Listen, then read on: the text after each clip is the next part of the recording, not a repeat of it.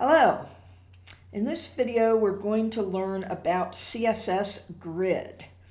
And this is one part of Robin's book where I don't know if she really was as clear as you would like her to be. So I'm going to show you Grid sort of step by step, and we will start with a page that has no grid applied to it at all. What we have here is an H1 heading right at the top. We have a bare paragraph at the bottom. And in between, oops, there's our bare paragraph, just a P out in the wild. And in between, we have 12 divs.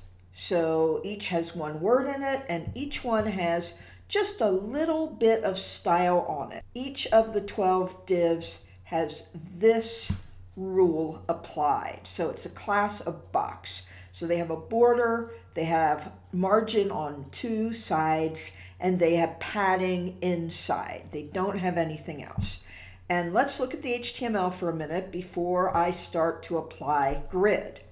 So what you've got, similar to the way we build a flex box, when we build a grid, we need to have a container.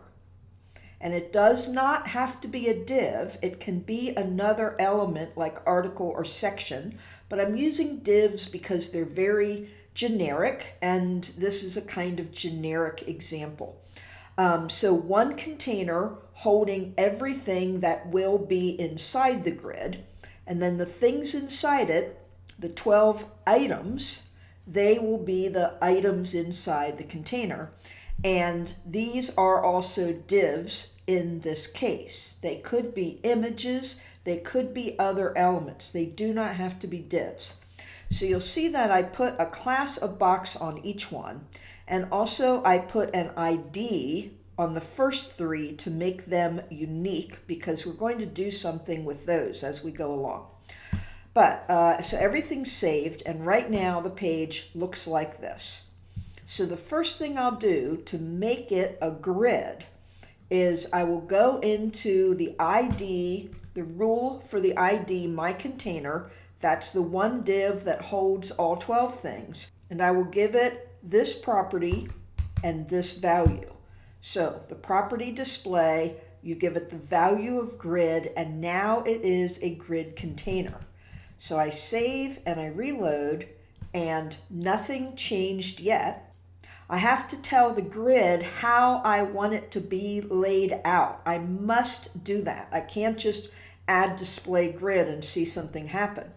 So I want this to be laid out in 4 columns across, so 4 items across, and 3 rows up and down. So 4 by 3, because there's 12 items. How do I do that? I have to do it inside the container. So I'm going to have to tell it how many columns I want and how many rows I want. So the way these are typically given is grid template columns, and I'll put something in there, and grid template rows, and I'll put something in there. So it's important to know you have to tell columns and rows. There's several ways to do this, but this is the most straightforward and clear way to do it when you're a beginner.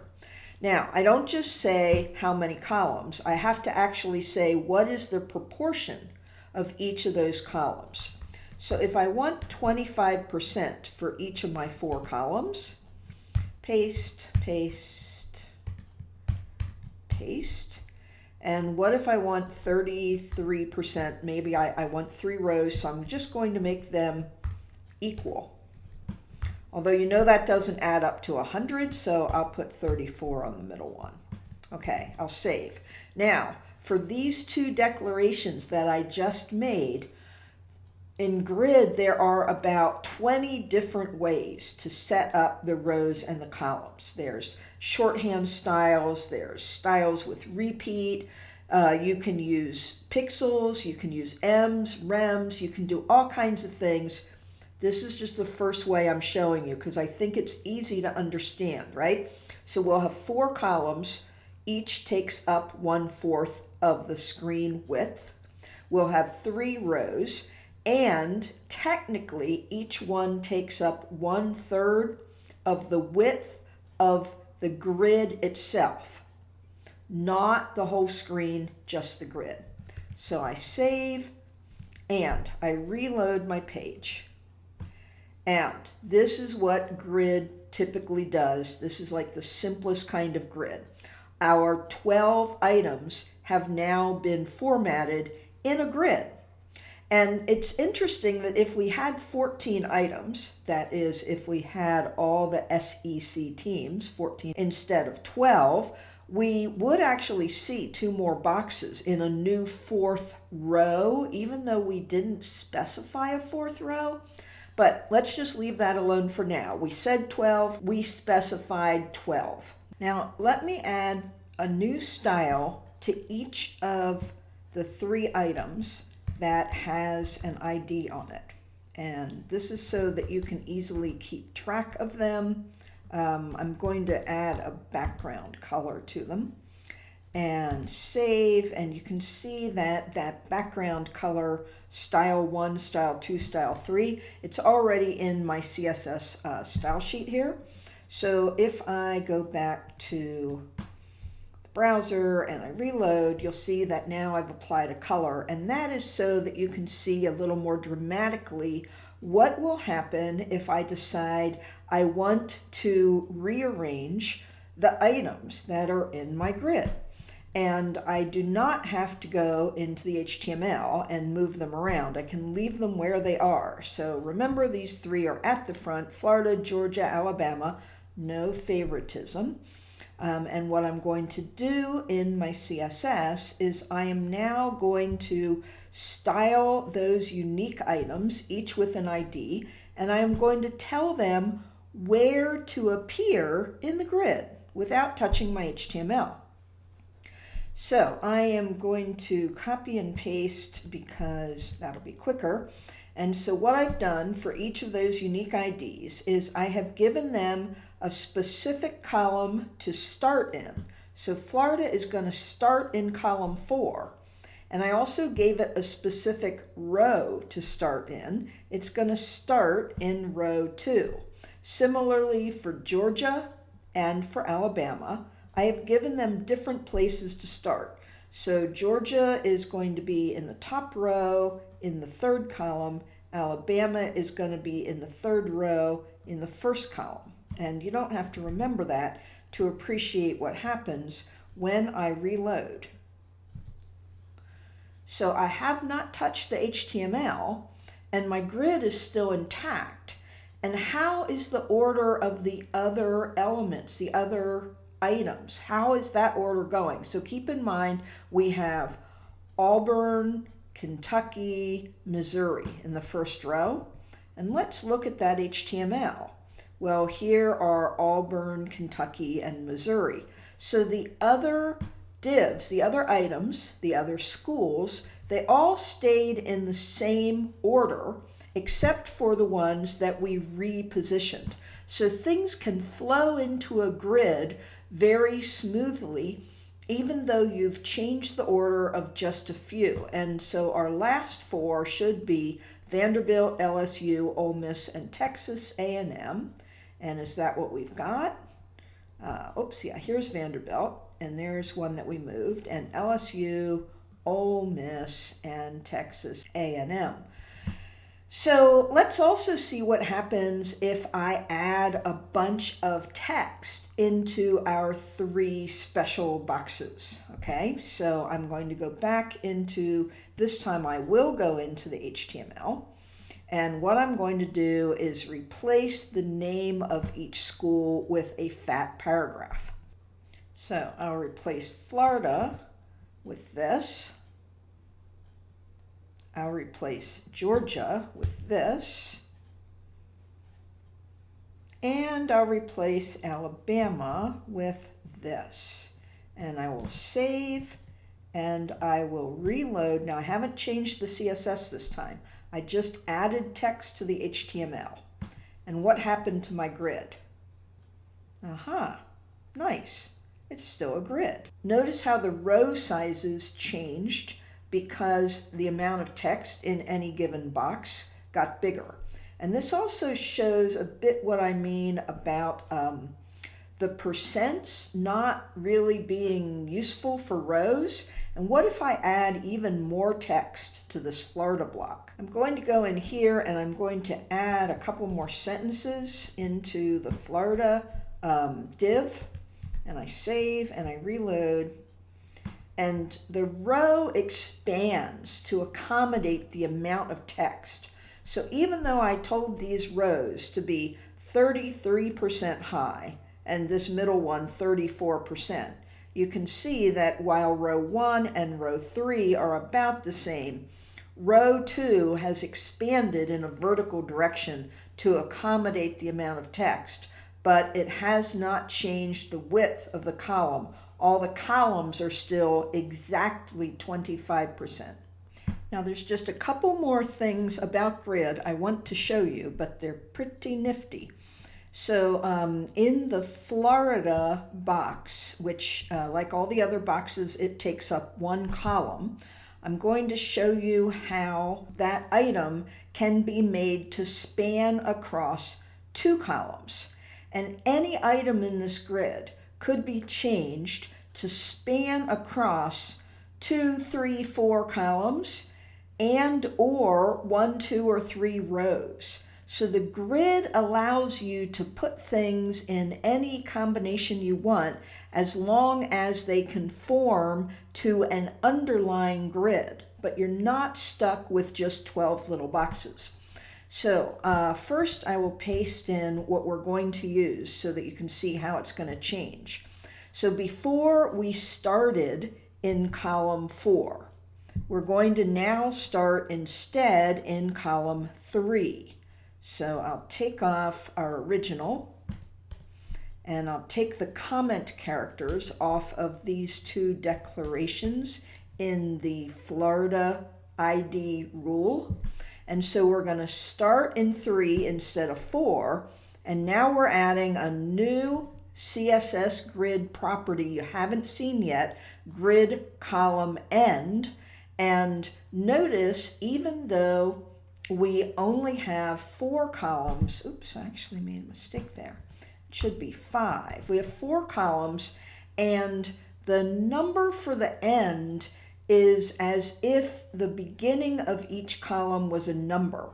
And so if we've got 5 columns, the very end of 5 would be 6. If we have 4, the very end of 4 would be 5. So that's why I've done that. And if we wanted to extend to another row, we could add a 4th line and say grid row end. But we're just going to make it take up 2 columns instead of 1 and see how that looks. Voila.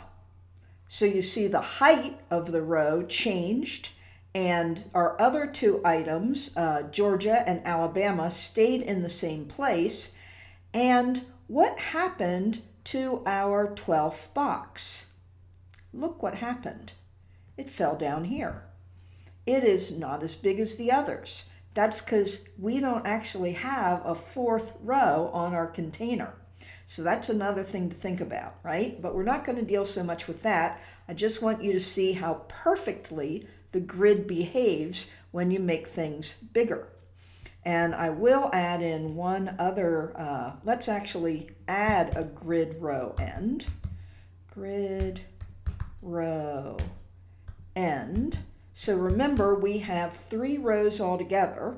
If I start in 2 and I want to go to the bottom of 3, the number is not 3, it's the last one, that would be 4. So by saying grid row end, we take it to the bottom of row 3. And let's see how that looks. Yeah, and well, it messed some things up, didn't it? Because they don't have text to fill them. So there are things to think about when you're designing a grid, but it's easy to play with, right? Back and forth. So I'm going to take that off.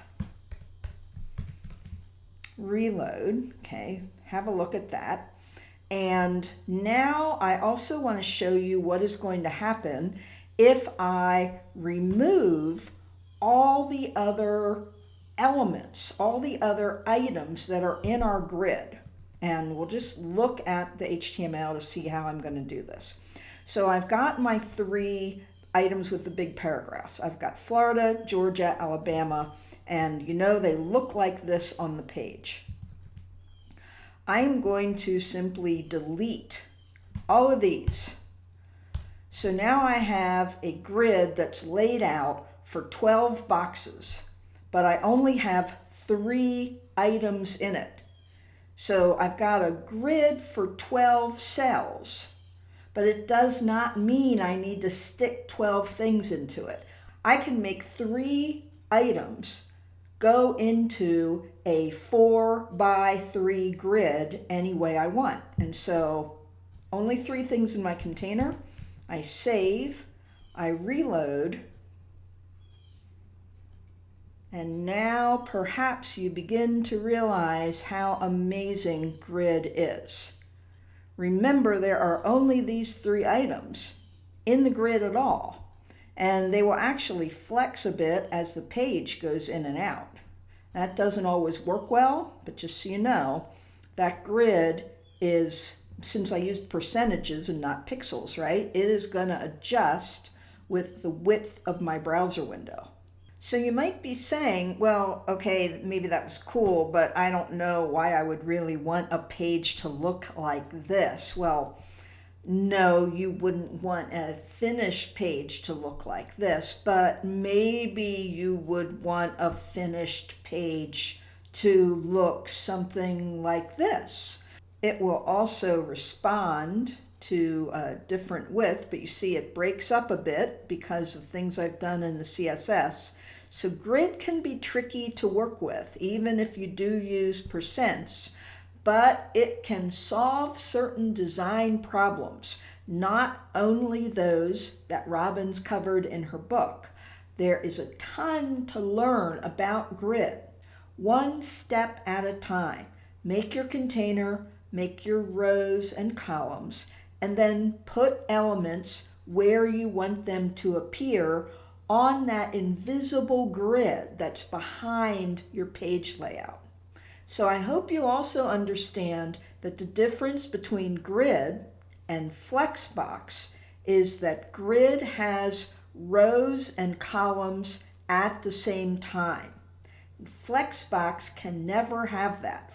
A Flexbox has a column or a row, but not both at once. So you pick the tool that suits the problem you're trying to solve, and then you'll know whether you should try Grid or use Flexbox instead.